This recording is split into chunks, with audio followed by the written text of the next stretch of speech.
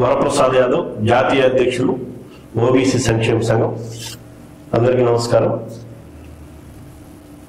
రాష్ట్రంలో నూతనంగా ఏర్పడినటువంటి చంద్రబాబు నాయుడు గారి ప్రభుత్వం బీసీల సంక్షేమానికి నిర్దిష్టమైనటువంటి చర్యలు తీసుకోవాలని విజ్ఞప్తి చేస్తా ఉన్నాం. తెలుగుదేశం పార్టీ తమ ఎన్నికల మేనిఫెస్టోలో పేర్కొన్న విధంగా బీసీలకు ఇచ్చినటువంటి వాగ్దానాలకు అనుగుణంగా బీసీలందరూ మరి సంఘటితంగా తెలుగుదేశం పార్టీని గతంలో ఏ విధంగా అయితే బలపరిచారో, తెలుగుదేశం పార్టీకి ఏ విధంగా అయితే అండగా నిలిచారో అదే రీతిలో మరి తెలుగుదేశం పార్టీకి గత ఎన్నికల్లో అండగా నిలిచి తెలుగుదేశం పార్టీ అఖండ విజయానికి దోహదపడినటువంటి విషయం తెలియజేస్తామని.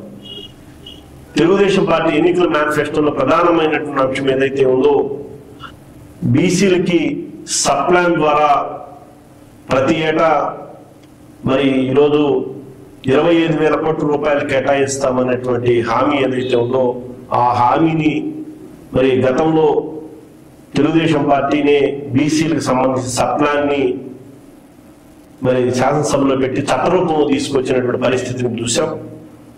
చట్టరూపంలో తీసుకొచ్చిన సప్లాన్ని తిరిగి ప్రస్తుత ప్రభుత్వ హయాంలో అమలు చేసే విధంగా చర్యలు తీసుకోవాలని గౌరవ ముఖ్యమంత్రి చంద్రబాబు నాయుడు గారు విజ్ఞప్తి చేస్తా ఉన్నాం. ప్రతి ఏటా కూడా మరి ఏదైతే ఎన్నికల మేనిఫెస్టోలో పేర్కొన్న విధంగా మరి 30,000 కోట్ల రూపాయల నిధుల్ని బీసీలకు కేటాయించి బీసీల యొక్క సమగ్రమైనటువంటి అభివృద్ధికి దోహదపడే విధంగా ఆ బడ్జెట్ని వినియోగించేందుకు చర్యలు తీసుకోవాలని కోరుతా ఉన్నాం. దానితో పాటు మరి ఏదైతే కొన్ని మున్సిపాలిటీలకి ఈరోజు గ్రామ పంచాయతీలకి ప్రభుత్వం ఎన్నికలు నిర్వహించలేదు, అదేవిధంగా నర్సరావుపేట లాంటి పెద్ద మున్సిపాలిటీలు కూడా ఈరోజు ఎన్నికలు నిర్వహించినటువంటి పరిస్థితి ఉంది. వాటికి ఎన్నికల నోటిఫికేషన్ విడుదల చేసి బీసీలకి 34% రిజర్వేషన్ని స్థానిక సంస్థల్లో కల్పిస్తామనేటువంటి హామీ ఏదైతే ఉందో మరి ఆ ఎన్నికల నోటిఫికేషన్ ముందు ఒక విధాన నిర్ణయాన్ని రాష్ట్ర ప్రభుత్వం ప్రకటించాలని రాష్ట్ర ముఖ్యమంత్రి చంద్రబాబు నాయుడు గారికి విజ్ఞప్తి చేస్తా ఉన్నాం. దానితో పాటు ప్రధానంగా ఈరోజు బీసీ వర్గాలు సామాజికంగా అత్యంత వెనుకబడినటువంటి కులాలు ఈరోజు సమాజంలో అవహేళనకు గురవుతా ఉన్నాయి, అనగదొక్కబడతా ఉన్నాయి. గ్రామాల్లో అస్పృశ్యతకు గురి అవుతా ఉన్నారు. గ్రామాల్లో బీసీలు సాంఘిక బహిష్కరణకు గురవుతున్నటువంటి నేపథ్యాలు గత ప్రభుత్వ హయాంలో చూసాం.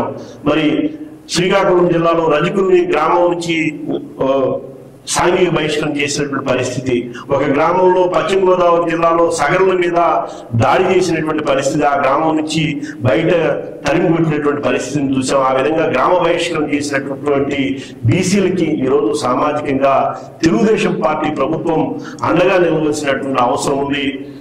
సామాజికంగా వాళ్ళకి మరి అండగా నిలిచి ఏదైతే ఈ వర్గాల మీద దాడులు ప్రేరేపించేటువంటి వ్యక్తులను కానీ దాడులు చేసే వాళ్ళ మీద కఠినమైనటువంటి చర్యలు తీసుకోవాలంటే ఈరోజు బీసీలకు సామాజిక రక్షణ చట్టాన్ని తక్షణమే మరి ఈరోజు అమలులోకి తీసుకురావాల్సినటువంటి అవసరం ఉంది. బీసీలకి సామాజిక రక్షణ చట్టాన్ని అమలు చేయడానికి రాష్ట్ర ప్రభుత్వం వెంటనే ఒక బీసీ మంత్రివర్గ ఉపసంఘాన్ని నియమించాలని గౌరవ ముఖ్యమంత్రి చంద్రబాబు నాయుడు గారికి విజ్ఞప్తి చేస్తా ఉన్నాం. తద్వారా ఒక విధానపరమైన నిర్ణయాలు తీసుకుని రాష్ట్రంలో ఉన్నటువంటి బీసీలో ఉన్నటువంటి 139 కులాలకి అండగా నిలిచే విధంగా సామాజిక భద్రతను కల్పించే విధంగా రాష్ట్ర ప్రభుత్వం చర్యలు తీసుకోవాలని ఈ సందర్భంగా ఓబీసీ సంక్షేమ సంఘం తరపున రాష్ట్ర ముఖ్యమంత్రి గారికి విజ్ఞప్తి చేస్తా ఉన్నాం. దానితో పాటు బీసీ వర్గాలకు చెందినటువంటి అభివృద్ధి మీద ఏదైతే ఆదరణ పథకానికి సంబంధించినటువంటి పథకం ఏదైతే ఉందో ఆదరణ పథకానికి మరింత మోడరేట్ గా ఈ పథకాన్ని రూపొందించి మార్గదర్శక సూత్రాలని రూపకల్పన చేసి ఆదరణ పథకం ద్వారా కులవృత్తులకి చేతులు అందించే విధంగా రాష్ట్ర ప్రభుత్వం చర్యలు తీసుకోవాలని ఈ సందర్భంగా కోరుతాం.